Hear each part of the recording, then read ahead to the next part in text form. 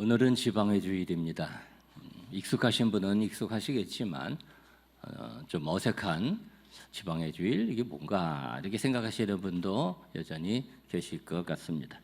우리 한 해 동안 그런 이제 큰 공동체를 기념하는 주일을 두 번 지키죠. 지방의 주일 그리고 총회 주일 이렇게 지킵니다.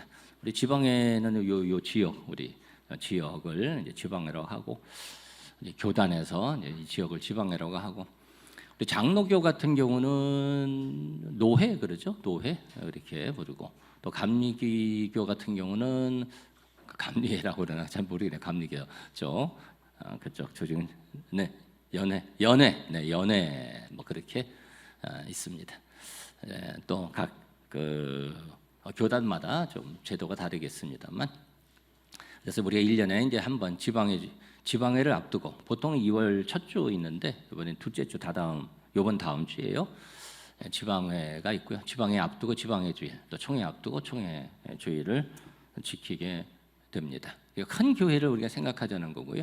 우리 개교의 이제 중심적인 신앙생활을 하죠. 이게 중요하고 늘 우리는 우리 교회만 늘 생각을 거의 하지만 그런데 우리 목사님 장로님들도 이제 지방회 활동을 좀 하시는 분들은 그런 얘기를 합니다. 우리 지방회는 가족이다 이렇게 좀 느끼면서 함께 교제하고 또 돌보고 격려하고 그렇게 또 서로 또 좀 그 이상한 것들도 있으니까 그런 부분에 대해서도 같이 경계도 하고 교육도 받고 전도도 하고 선교도 하고 그러죠.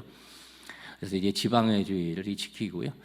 지방회 주일, 총회 주일 되면 이제 헌금도 이렇게 하시고 그러는데 이제 우리 정회원들 중심으로 해서 하시라고 이제 권면을 하고 그거는 이제 교회에 이제 헌금으로 이제 드려지는 그런 의미보다 우리 이제 지방의 총회 이렇게 또 가는 드려지는 헌금이 있어가지고 그 중에 좀 일부입니다. 일부 뭐 전체가 아니고 그래서 우리 교회가 또 이렇게 함께해서 그런 부분을 헌금을 하고 있고요. 그래서 지방회를 기억하고 총회를 기억하고 이게 여러분 이 말씀의 우리 핵심으로 나누겠습니다만 우리 하나님의 그 생각, 하나님의 마음, 하나님의 그 하시는 원리가 있거든요. 이런 것은 따로 이렇게 가고 이렇게 분열되고 나만 생각하고 뭐 이런 게 아니에요. 함께 돌아보고 또 인정하고 이런 부분이고요.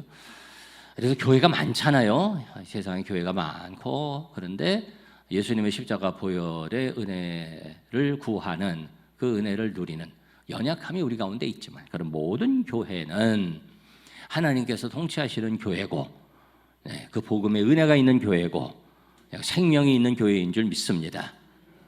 우리만 여기만 와야 되고 그거부터 좀 뭔가 문제가 있고 뭐가 잘못되는 거거든요. 그런 시각과 그런 그 좁아짐을 우리는 자꾸 벗어버려야 되고요. 인정하고 함께하고 이런 부분을 생각할 필요가 있고 그래서 지방의 주일도 의미가 있다 생각해서 지방의 주일을 지키고 있습니다. 오늘 말씀 보면서 오늘 말씀의 제목을 이렇게 이제 잡았는데요. 한번 따라 보실까요? 끊어지지 않는 세 겹줄. 이전 성경, 개역 성경, 이제 개역 개정 우리가 지금 번역을 다시 새롭게 해서 보고 있습니다만 저는 이전 성경으로 많이 이제 암송하고 이제 기억을 해서 한 사람은 패가 꺾거냐 두 사람이면 능히 당하나니 능히 맞서나니 그랬죠. 이번 번역은 이전 성경에는 삼겹줄 그렇게 번역이 되었던 것으로 기억되는데 삼겹줄하면 삼겹살하고 좀 비슷하게 느껴져서 아마 세 겹줄 이렇게 바꾼 것 같습니다. 저는 이 말씀을 읽으면은 우리 아버지 1년 전 거의 이제 꼭 1년 전인데 소천하신 우리 아버지는 뭐 옛날 분이고 뭐 제주도 굉장히 많으셨어요. 아버지 생각이 나는데 새끼도 집에서 새끼 꽈 보셨어요? 저는 흉내만 냅니다. 본 거 흉내만 한번 이렇게 따라해봤는데 안 되더라고요. 그런데 이 지피 이렇게 하나 이렇게 있으면은 약하지만 그거를 그냥 이렇게 꼬면은 아주 단단한 그 새끼 줄이 되죠.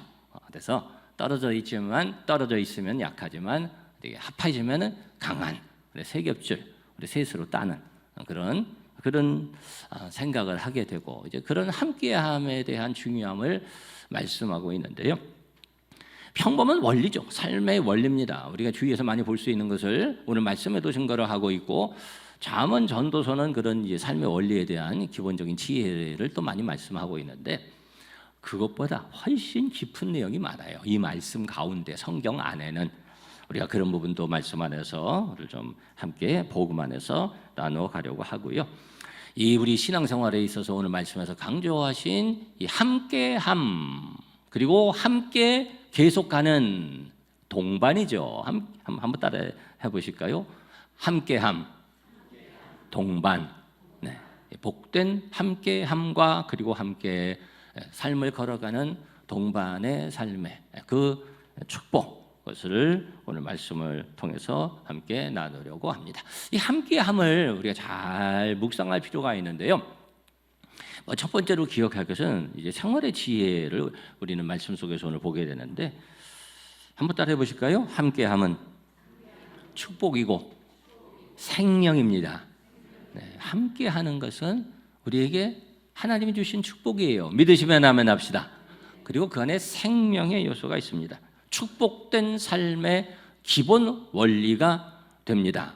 우리 함께하는 중요함을 알아야 되고요. 우리가 살아가면서 너무 중요한 것을 자꾸 잊어버리고 그런 가치를 상실하면서 잃어버리면서 살아갈 때가 있거든요. 너무 당연하게 느끼는 거죠. 그런데 잘 따져보면 그런 것이 너무 중요하고 잃어버리면 너무 큰 손해가 되고, 이런 부분이 굉장히 많은데요. 함께하는 것은 축복된 삶의 기본 원리이고 우리 삶의 일반적인 삶의 법칙이죠. 그런 삶의 모습을 오늘 본문 말씀에서 하고 있는데요.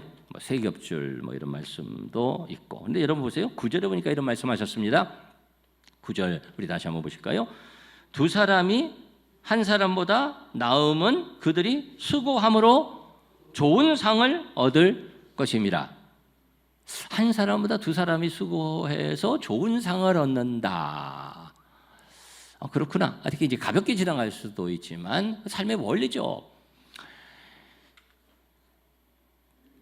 서양에는 우리 이제 유대 기독교 문명이라고 해가지고 이제 그게 많이 이렇게 뿌리 내려서 그 복을 많이 받고 있거든요. 우리가 이제 그것을 많이 이제 받아서 우리 사회 속에도 이제 그게 이제 많이 스며들어 있어요.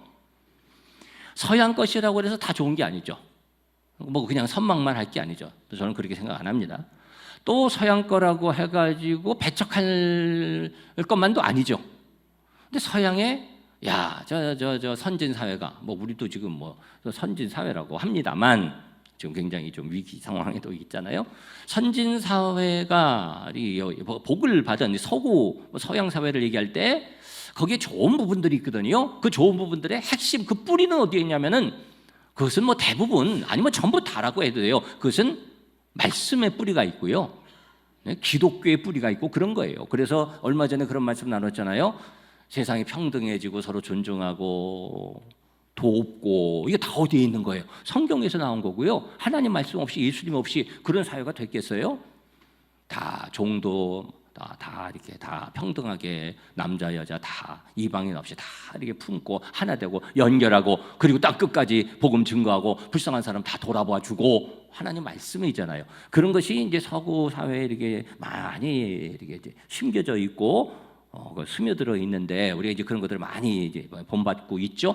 근데 그 중에 지금은 좀 많이 우리 속에 좀 실천되고 있지만 좀 어색했던, 잘 안 되는 부분 중에 하나가, 저는 이제 미국에 가서 공부를 하고 교수 생활도 좀 하고 그러면서 그런 것을 처음에 이렇게 느낀 부분이 있습니다. 그게 뭐냐면, 가서 이제 외국에서 이제 공부를 하는데 교수가 과제를 내주는 거예요.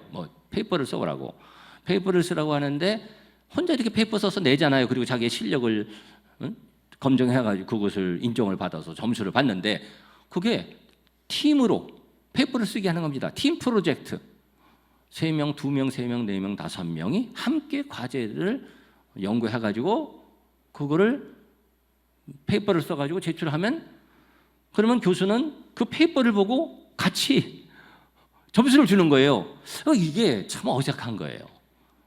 지금 아주 오래는 아니고, 오래전도 아니죠. 그래도 오래 되긴 했지만 처음에 그거 하는데, 아니 내가 있는 아이들을 다 좋아해야 되잖아요.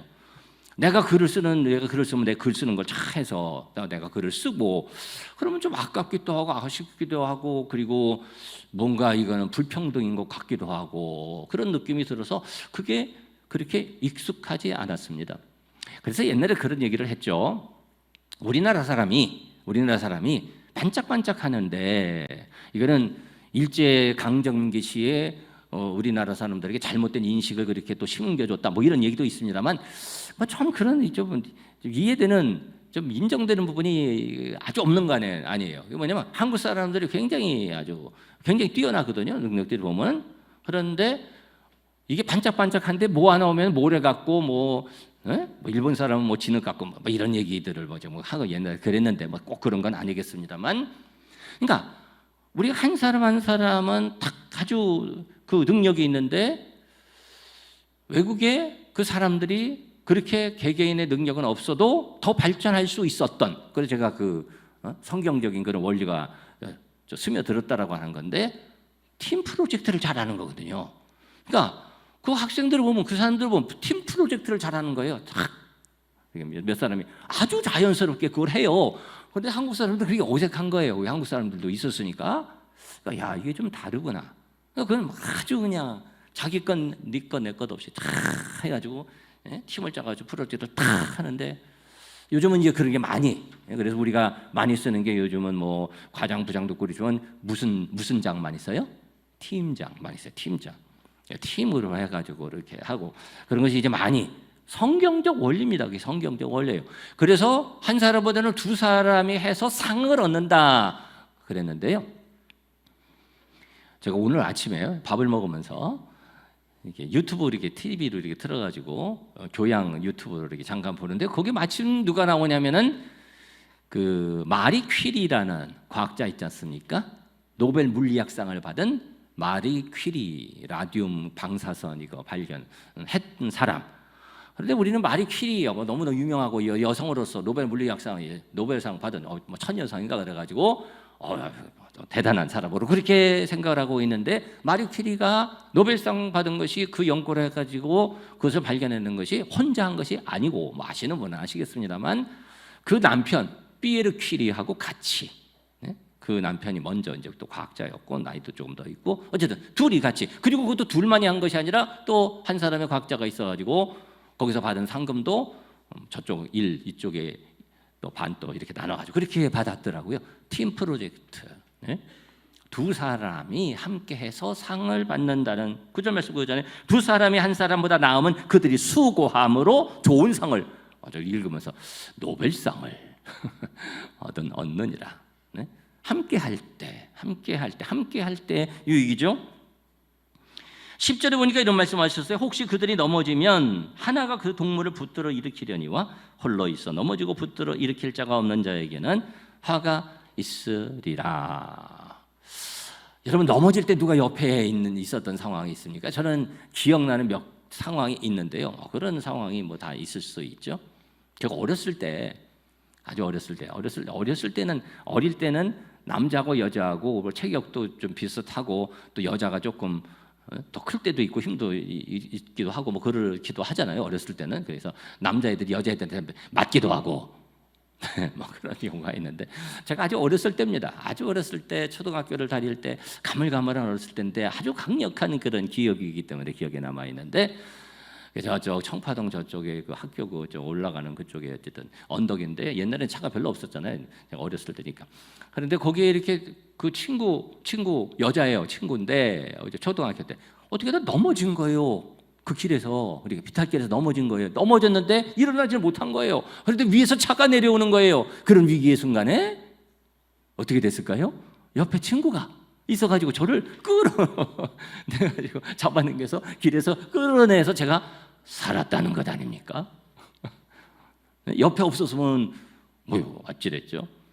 인수봉을 한번 올라갔는데 인수봉이라고 여러분 아시는지 모르겠습니다. 큰 이 암벽 유명한 암벽 산입니다. 거기에 옛날에 청년들하고 또 성도들하고 올라가다가 그때도 올라가다가 그냥 미련하게 했죠.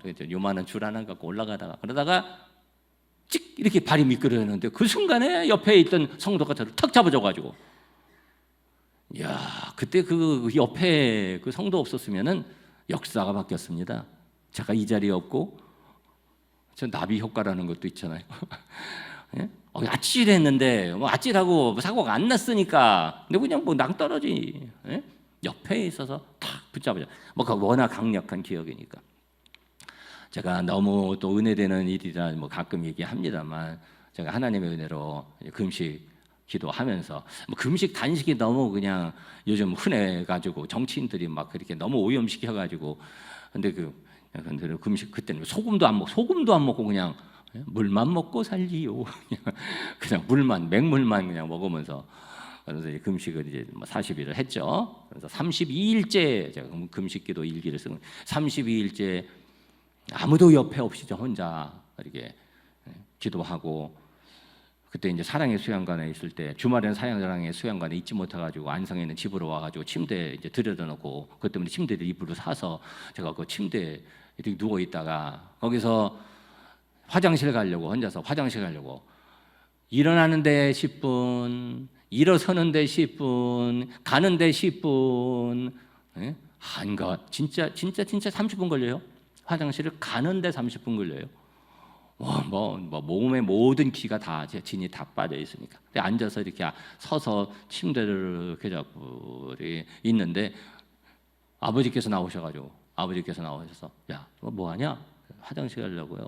그랬더니 그래 내가 도와줄게. 그래. 아니요, 되게 제가 그리고서는 몰라. 예? 그리고서는 정신이 좀 들어보니까 한 10분 정도 졸도해가지고 제가 아버지 기도하고 계시고 이제 그런 상황이었는데 옆에 그 순간 아버지가 계셔가지고 하나님의 도우시는 손 할렐루야. 야, 하나님이 그러니까 기도하고 있으니까 하나님이 그때 제가 나중에 또 그 간증 해도 여러분 그냥 은혜로 받으시기를 바랍니다. 목사님 또 그 간증 한다고 그러지 마시고 너무 저는 아주 큰 그런 역사였기 때문에 그 순간 우리 아버지 계셔서 탁 받아줘서 그래서 그 다음에 제가 좀 젊었을 때 한번 이렇게 새벽 예배 드리다가 이렇게 넘어진 적이 있는데 그때도 좀 트라우마가 좀 있었고 이제 그 다음에는 제가 이제 조심해요. 그때 정말 아찔을 하는 게 있었거든요. 쓰러질 때 전조증상이 좀 있는 것 같아요. 그래서 여러분 일어나면은 그런 거 있잖아요. 뭐라고 그러지? 피가 아래로 몰려가지고 어질어질한 거고 또 있고 뭐 그러는데 저는 이제 일어날 때 어떻게 하냐면은 앞으로 이렇게 일어납니다. 이렇게 넘어져도 혹시 졸도해도 내가 뭐 졸도할 거 알고 졸도를 해요. 그러니까 그냥 나도 모르게 순간적으로 졸도할 수가 있으니까 나이 드신 분들은 기억하세요. 저는 이렇게 앞으로 갑니다. 졸도를 해도 앞으로 자빠지면 그러면 코만 깨질 거 아니에요. 코피 나고 좀 괜찮을 때 뒤로 딱 넘어가면 그거는 좀 어려울 것 같아. 그러니까 앞으로 여러분 일어나실 때는 이렇게. 근데 이제 그 사건 이후에는 제가 이제 그래야 되겠구나. 그런데 그 순간에 아버지 옆에 계셔서 딱 잡아줘가지고 그래서 괜찮을 수 있었고 두 사람이 있으면 도와서 그 위기를 벗어날 수 있고 생활의 원리고 삶의 축복의 비결이고 그런 것입니다. 혼자 있는 것이 좋지 못하다라는 거죠. 우리 하나님께서 아담을 창조하시고 그리고 하와를 창조하시고 그리고 하와를 창조하실 때 뭐라고 말씀하시냐면 혼자 있는 것이 좋지 못하다. 보기 안 좋다. 좋지 못하다. 그래서 한번 따라해 보실까요? 돕는 배필을 지으리라. 혼자 있는 것이 좋지 못하니 돕는 굉장히 중요한 겁니다. 돕는 것, 혼자 있는 것 아름답지 않고 돕는 것이 귀한 것이고 그것은 하나님의 창조의 원리이면서 축복된 삶의 비결인 것을 여러분이 아시고 그런 삶을 하나님 안에서 사시기를 주님의 이름으로 축원합니다. 자, 이것이 우리 삶의 원리인데요. 축복의 이게 비결이구나. 그런데 여기에 더 깊은 뜻이 있어요. 함께하는 것은 하나님의 속성이기 때문에 그것이 중요하고요. 우리는 그렇게 살아야만 합니다.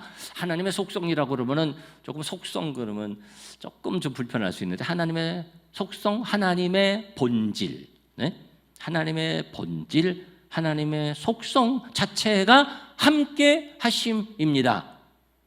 무슨 얘기인지 조금 이해가 되실 분은 되실 거예요. 왜? 하나님은 한 분이신데 하나님은 어떤 하나님? 삼위일체 하나님이시죠. 그 신비죠. 삼위일체 하나님.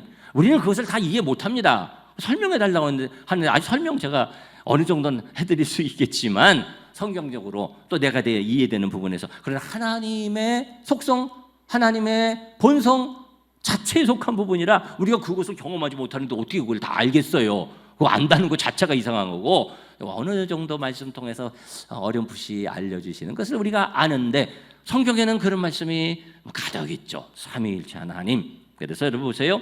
창세기 1장 잘 아시는 말씀이지만 우리 다시 한번 창세기 1장 한번 가서 보실까요? 창세기 1장 1절에서부터 말씀 보면 태초에 하나님이 천지를 창조하시니라. 땅이 혼돈하고 공허하며 흑암이 깊음 위에 있고 창조하시는데 그 다음에 뭐라고 말씀했어요? 하나님의 영. 하나님의 영. 이전 성경은 하나님의 신 그랬습니다. 하나님의 신, 네페시, 스피릿, 하나님의 영, 하나님의 신이 수면에 운행하셨고요. 그런 존재가 있었어요.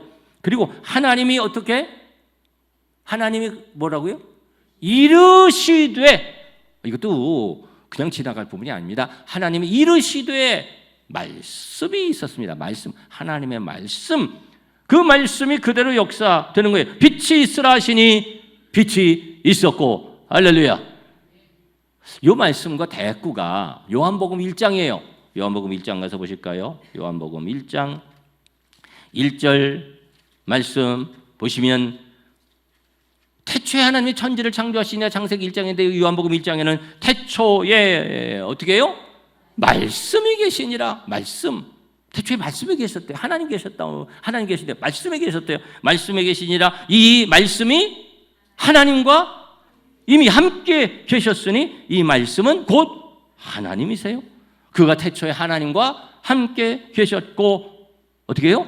만물이 그로 말미암아 지은 바 되었으니 지은 것이 하나도 그가 없이는 된 것이 없느니라. 그래서 태초에 하나님이 계셨고 말씀에 계셨고 하나님의 영이 계셨고 하나님은 한 분이시고 그래서 하나님이 천지를 창조하시고 사람을 창조하실 때 뭐라고 말씀을 하시냐면요. 하나님이 사람을 창조하셔서 내가 이렇게 말씀하시는 게 아니고 창세기 1장 다시 돌아보셔서 1장 26절 말씀 보시면 이렇게 말씀합니다. 창세기 1장 26절 하나님이 이르시되 누구 형상? 우리의 형상을 따라 무엇으로? 우리의 모양대로 우리가 사람을 만들고 우리 누구예요? 삼위일체 하나님, 함께 하시는 하나님, 하나님의 기본 근본 속성 본질이시고 그래서 그 하나님께서 창조하신 우리와 이 땅은 이렇게 함께 삼위일체 하나님처럼 연결되고 또 화합하고 이렇게 서로 함께 하면서 아름다운 삶을 살아가게 된 것입니다.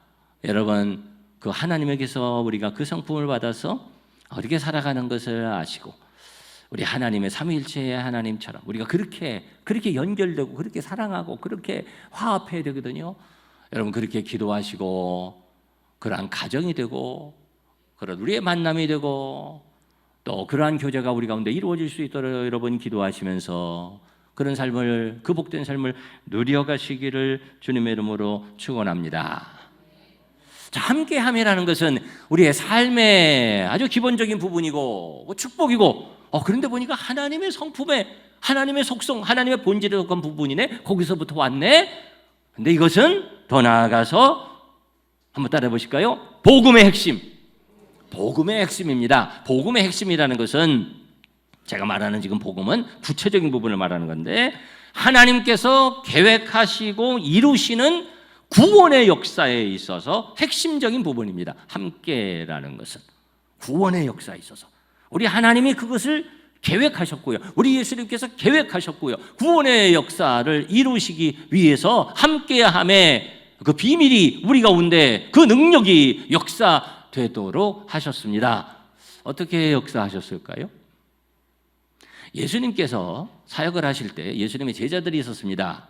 12사도도 있었고 또 다른 70문도 제자들이 있었는데 그들이 약했나요? 강했나요? 약했습니다. 예수님과 함께 할 때는 세상이 다 자기 것처럼 그렇게 떠들다가 근데 금방 약해지고 그냥. 그래서 또 예수님한테 책만 먹고 너희들 왜 이렇게 하냐, 왜 이렇게 믿음이 없냐, 왜 기도 좀 해라. 그리고 결국 다 버리고 그냥 다 도망가고 그냥 다 부인하고. 이게 뭐야? 그렇게 생각될 수 있죠. 예수님과 함께 있으면 강한 것 같은데 예수님 안 계시면 그렇게 약할 수가 없는 거예요. 그런데 예수님께서 말씀을 하시는 거예요. 너희들 지금은 약하지만 이제 강해진다. 그래서 진짜 그들이 강해지잖아요. 그들이 변화되잖아요. 그들이 놀라운 역사를 일으키잖아요. 할렐루야. 놀라운 역사가 그 다음에 이루어지는데 어떻게 그런 역사가 이루어집니까? 예수님께서 말씀하십니다. 예수님께서 난 이제 간다. 승천하실 때 말씀하시는 거예요. 마태복음 28장 20절에 보면 그 앞에 전부터 그 전절부터 아주 유명한 절인데요. 예수님의 지상명령인데 맨 마지막 절에 보시면 마태복음 28장 20절 예수님이 승천하실 때 뭐라고 말씀하시냐면요. 내가 너에게 분부한 모든 것을 가르쳐 지키게 하라 볼지어다. 뭐라고요? 내가 세상 끝날까지 너희와 항상 함께 있으리라. 할렐루야. 함께 있으리라. 예수님이 함께 계신데요. 어떻게 함께 계셔요? 예수님께서 말씀하십니다. 내가 간다. 나는 가. 예수님 어디 가세요? 유대인들도 묻고 난 간다. 그러나 너희들 도울 자를 보내준다. 할렐루야. 그래서 이런 말씀하시는 거예요. 요한복음 14장 16절에 보시면은 그런 말씀이 많이 있는데요. 14장 16절에 내가 아버지께 구하겠으니 그가 또 다른 누구를 무엇을 보혜사를 너희에게 주사. 언제까지? 영원토록 너희와 함께 있게 하리니. 할렐루야. 그러고 보니까 여기 함께가 아주 눈에 띄죠.